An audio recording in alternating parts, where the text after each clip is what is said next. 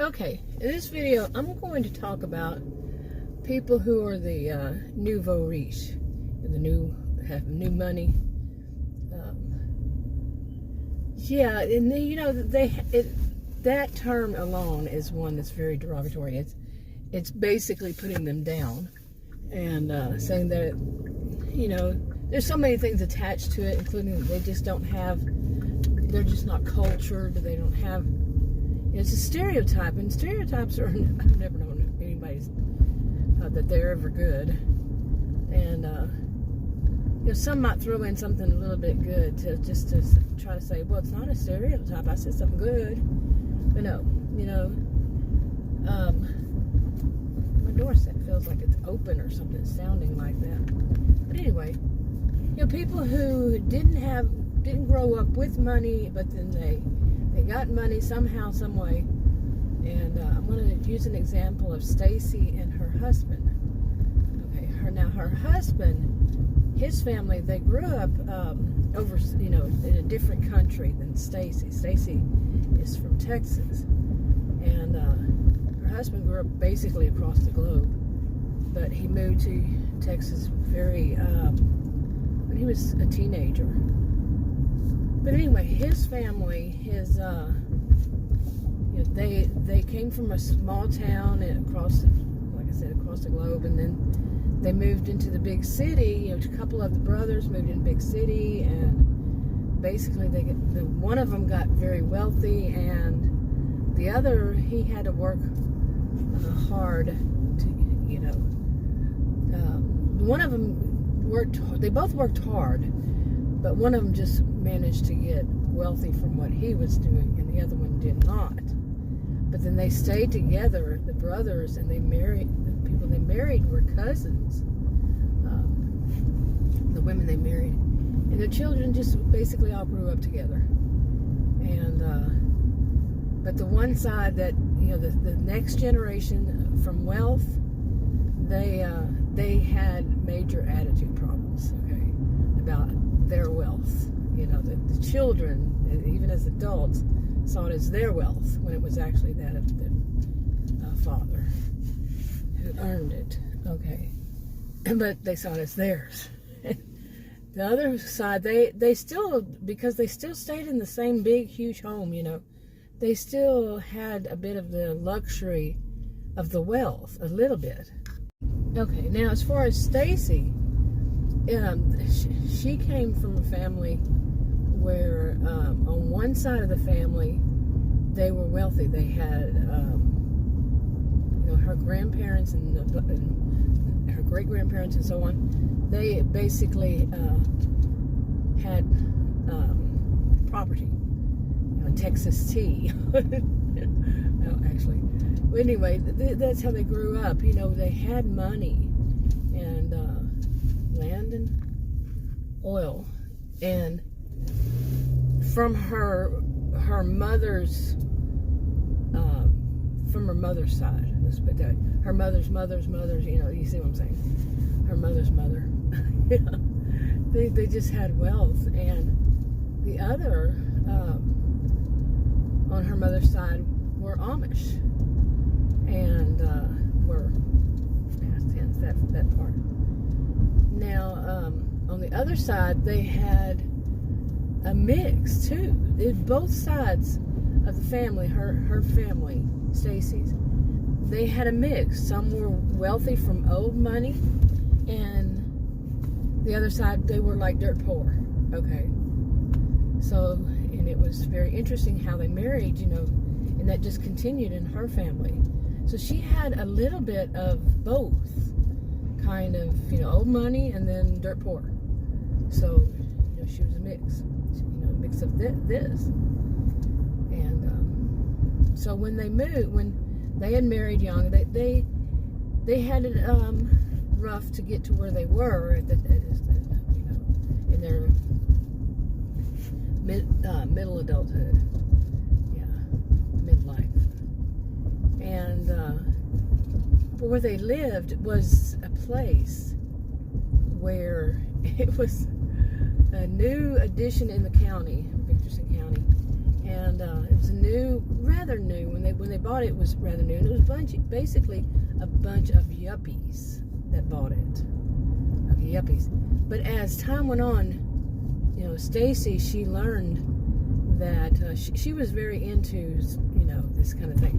But what she learned was that they are all the nouveau riche, okay, new rich, and it was their generation, and their children would have been the second generation of them. So does that all make sense? Okay, so basically, as the years went by, Stacie started to learn a little bit about her neighbors. And it wasn't good. Some of them, they really, not all of them had attitudes, because they're new rich, new money. They didn't have attitudes. They didn't really fit. Some of them fit the stereotype, of course. Anything can have odds that something will. But overall, it's what, as I've done videos about, overall, more what it was they were so suspicious of people in the neighborhood, and they were nosy, they were gossips, and now Stacie has a really big issues when it comes to people who gossip. She grew up, when she grew up, she heard a lot of it by other people, and like a side of the family or something like that, loved to gossip, and it was just part of who they were, how they were. And it was, the smear campaigns behind somebody's back about, oh, this person did that, and they never did any of that. They didn't even know that was a thing. When somebody does a smear campaign behind your back, you might not ever hear of it. You may never hear of what you were supposedly had done. They just go around telling people that you did something, and you wouldn't know because you didn't do it, for one. And your mind's not just going to create something that their mind would just create. You know what I'm saying? So, but Stacie has a big problem with people who are malicious gossips. Okay, so anyway, it took a while after she had moved into the neighborhood, because she really wasn't much, and she thought of her neighbors as not so much as having much to do with one another. They were basically in their own homes and kept to themselves with their family. They were busy, young, urban professionals. And, of course, as time went by, they became the mature, the muppies, mature urban professionals. And they had children of their own and all that. But they really never had much to do with one another. It wasn't, any of that. So it took a lot of time and over a lot of years for Stacie to learn things about them, besides that they were very nosy about her, her and her husband, their house, people that were there, lived there, and change over time, but family members. Sometimes she took care of her family, different, like her mother or something like this, and they were just nosy. They were trying to just constantly watch her. Whatever she did, however she did it, why, like it was their business and all. And she just had a really big problem with that, because she sensed that they were gossiping, because one of them, over time, she kind of got to know one of the families a little bit, because they, for purpose, okay, I don't want to go into too much detail with that too, but yeah, and she got to know them a little bit.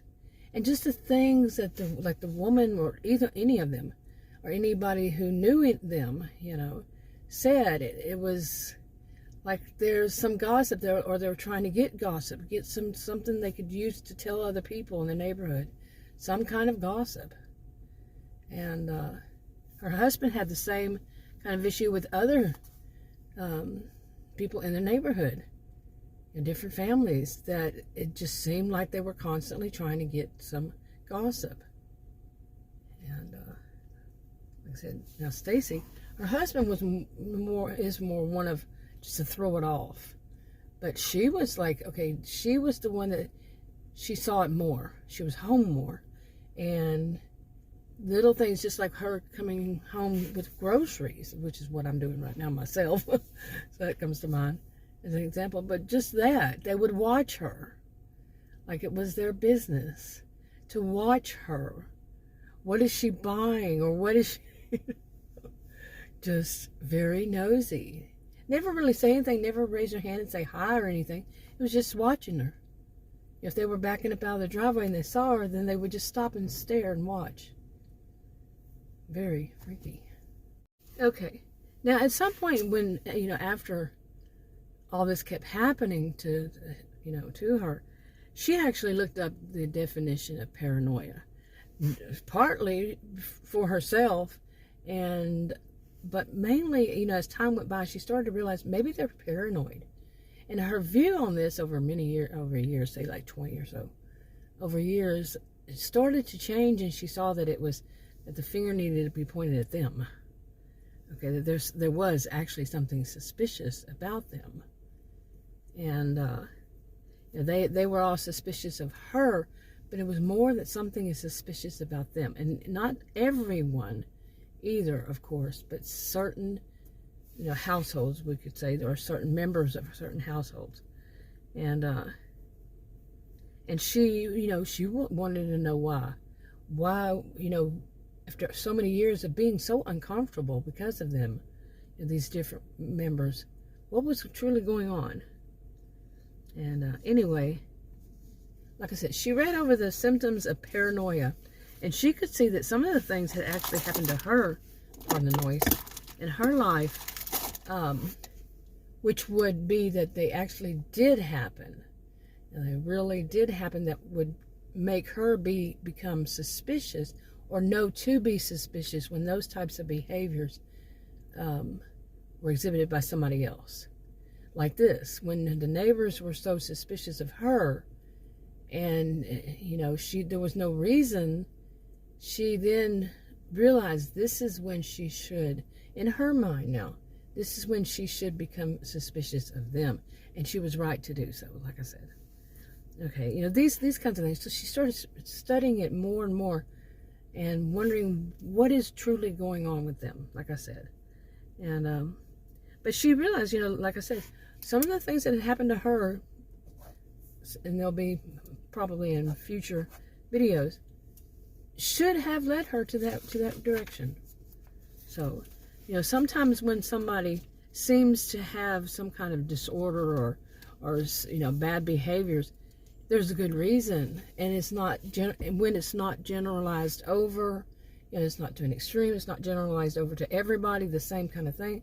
But in certain situations like that, there would be good reason when it was, every situation's a new situation, but if she saw something like that again in her life, she would know. Okay, this corner suddenly got very busy, so I'm going to go ahead and wrap this up.